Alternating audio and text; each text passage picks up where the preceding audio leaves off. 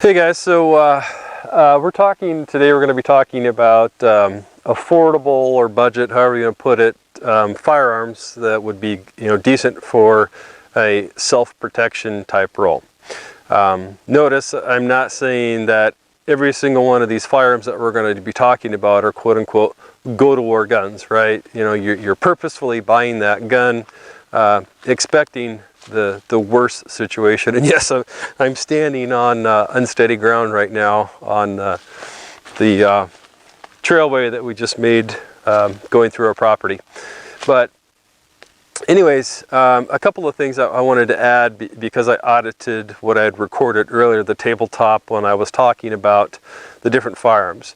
The first is that Smith & Wesson was indeed in the early 90s, I think it was like 94, 93, something like that, was indeed sued by Glock for, patent infringement. Now, they were never convicted because they settled out of court. So, and part of when you settle out of court is that you must sign a non-disclosure agreement, which means that both parties cannot talk about what their agreement was. So, yes, we don't know for sure whether or not that Smith & Wesson pays royalties to Glock. However, there are unsubstantiated stories, and inside sources, that claim this, whatever. That's not the point. The point is that, at least at one time, there were many things about the Sigma series of pistols that were very Glock-like, and because of that, Glock did in fact sue Smith & Wesson. The second thing is that just like High Point, especially initially because they were so low cost, had a bit of a bad reputation when they first came out, but as more time goes by, people see that they are in fact a decent quality, reliable firearm. The Sigma series, or the SD as they call them, series by Smith & Wesson, especially early on, had problems. And so I would say if you're looking for the Sigma series and you're looking for a used one, don't get one of those first ones. Get the SD line that is out now, something that's been produced in the last couple of years, something like that. A lot of those issues and a lot of those problems have been worked out, and nowadays they are a good, reliable firearm. And like I said in the tabletop portion, even Glock had plenty of issues with their Gen 4 models when they first came out as well. So, just because when a firearm first comes out it has problems doesn't mean that it's a piece of crap and that it always will be. No, it just means that, yeah, maybe they rushed to market, right, a little too quickly. They can and do get those problems figured out and worked out over time, just like Glock did with the Gen 4. All right, guys, so without further ado, cue the intro.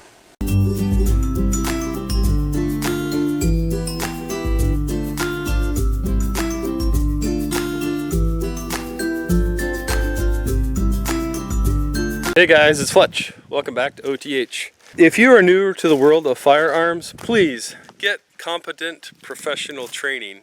Don't just assume that because you have a firearm that you're taken care of, or that because someone that you love and care for took you out one day to the range and showed you a couple things that you've been competently trained. So please, seek out competent professional training. As far as the firearms go, also just remember that everyone has their own prejudices and their own ideas about what a good, reliable firearm is and what they're comfortable with and what they're not. And so just kind of keep that in mind as you're looking at the different firearms. Be aware of that, and without further ado, let's look at the pistols. Today we are going to be looking at some basic affordable firearms.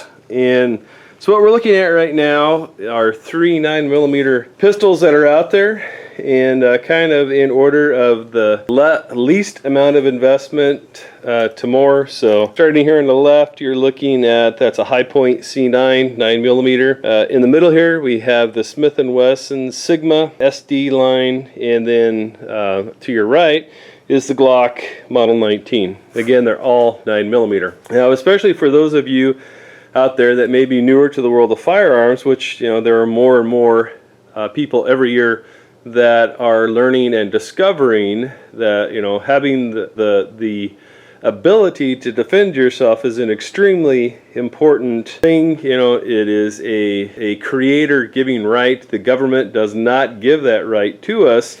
It is inherent in every individual has the right to protect themselves. And so by doing so, right, the nice thing about having a firearm is that, you know, you have the right to protect yourself, and it's an equalizer. Someone in small physical stature can defend themselves against someone, you know, very large physical stature by having an equalizer such as a firearm. So let's delve into it here. Over here on the left, this is a high point.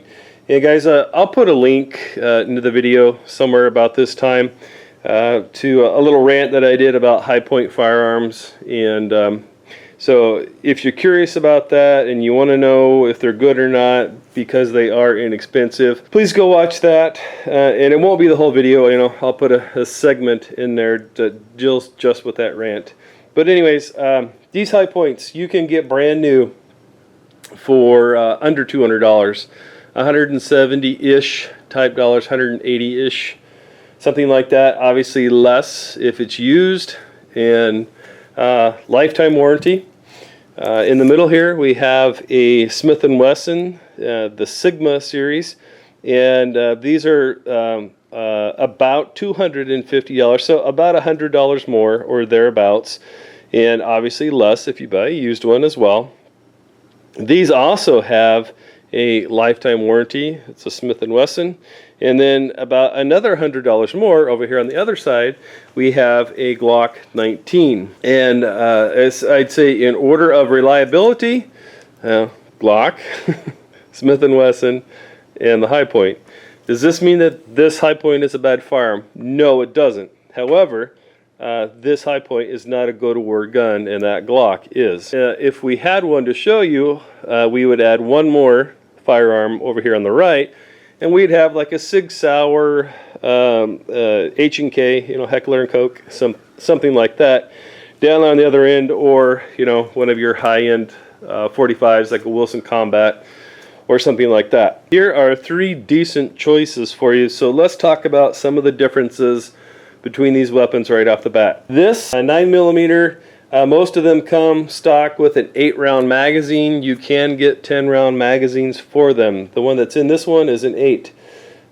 These 9mm do not have an accessory rail so that you can put a light or a laser or a light and laser combo on it. The trigger on this is okay. It's not a great trigger. However, you know, if you spend some time training with it, you can shoot it just fine. It has decent sights. It's kind of the what you might call it, you know, big dot sight theory, something like that. But it's round, and they do also have a different one. This particular sight here, or gun rather, belongs to my son, and that was the sight that he prefers. They do have a traditional sight. The takedown disassembly of this pistol is a little bit more cumbersome than the rest. It involves taking out some pins, but it's definitely doable and not that hard once you get the hang of it. But so we've got that. Next we have the Sigma, and the Smith & Wesson Sigma series has in some circles about as bad a reputation as the High Point does, because this is a knockoff of this.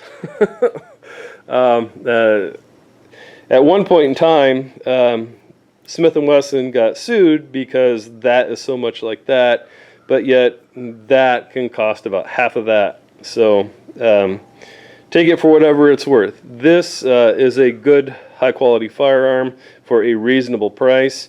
It does have an accessory rail, 15-round magazine. It has good sights, you know, the 3 white dots. It has a decent trigger. It doesn't have the trigger safety in there like your Glocks do, but it's a decent trigger. I'm not going to say it's great, but these newer SDs are much better than the original. The triggers on them, I should say, are much better than what the originals were, and they're actually pretty decent. This Glock down here is my personal carry gun, and it has night sights on it, 3.5 pound trigger connector, and as I said at the beginning, this is a go to war, quote unquote, quality gun here. And like I said, this is part of my EDC or everyday carry. And yeah. So for those of you that are out there, if you're listening to someone or they're giving you advice and they're telling you that they concealed carry all the time, politely ask to see their gun and then look at it, and does it have signs of actually being carried every day? Is the slide release polished off? How about the sides?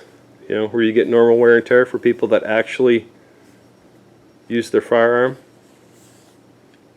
Something to think about. I think that either one of these would be a good, notice I didn't say great, but good option for someone looking into getting their first firearm. If you can afford $550 or somewhere around there, go ahead and get the Glock Gen 4 or a Gen 3, whichever you prefer. If you want something a little bit less, you can step down to the Sigma series, Smith & Wesson. It is very, very similar to that Glock. You're getting Glock type quality. Notice I didn't say it's the same. I said Glock type quality for significantly less than actually buying a Glock.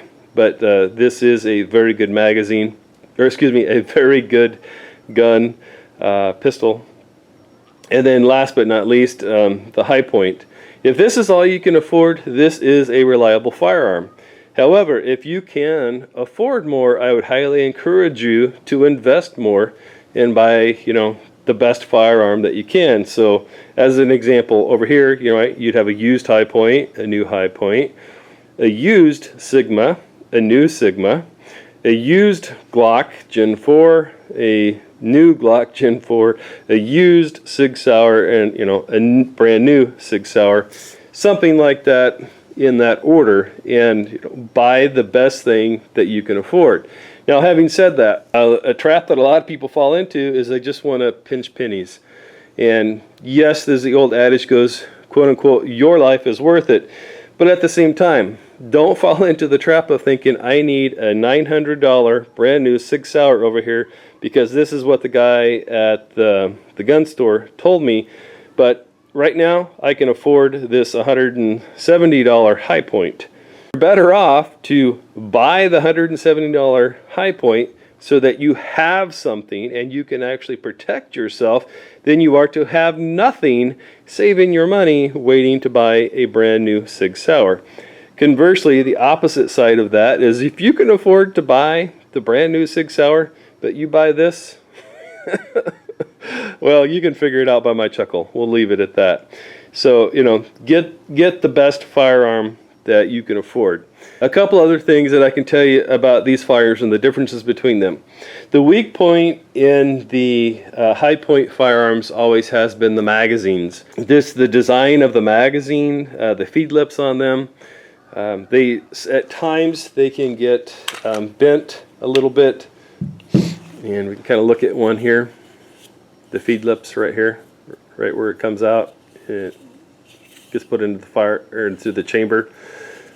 These can get a little tweaked, and you can find it online, but the exact specifications of how far the opening of these feed lips is supposed to be, and if you're having a failure to feed issue or a similar thing like that, stovepipes and whatnot, a lot of times that's what the issue is. We have not experienced those, but I do know people that have. However, once they tweak the feed lips, the firearm ran perfectly. Obviously, as with any firearm, you want to use it extensively and train with it before you trust your life to it, regardless of which one of these you're using. Because even these Glock Gen 4s had problems when they first came out. So just because a certain company makes it does not mean that you're not going to have problems. Second issue with High Points is you're going to have holster issues.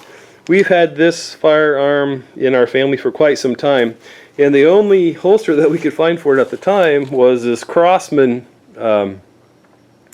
CO2 pistol holster. It's a drop leg designed holster. But the weight of the Crosman pistol is similar in size, and so it actually works halfway decently. I do also know that now Alien Gear makes holsters for these high points, but many of your upper echelon holster companies don't make high point holsters because your holster costs half as much as the firearm itself. And so, you know, just think about it, just doesn't really make sense, right? If $170 is all you can afford for a firearm, are you going to be able to afford an $80 holster? Yeah, you never know. And then next is on the Sigma. It does have an accessory rail, whereas the High Point doesn't. There are more companies that make holsters for the Sigma, obviously, than the High Point, but not as many as you do, say, for like the Glock 19 over there. You're going to have the most options with the Glock, and obviously the Glock has a rail on the front of it so that you can do a light and laser combo. There you have it, folks. Here's some recommendations for affordable, reliable firearms. If you have any questions, please feel free to post them below. I'll do my best to answer them, and I hope that you're having a blessed day. Shalom.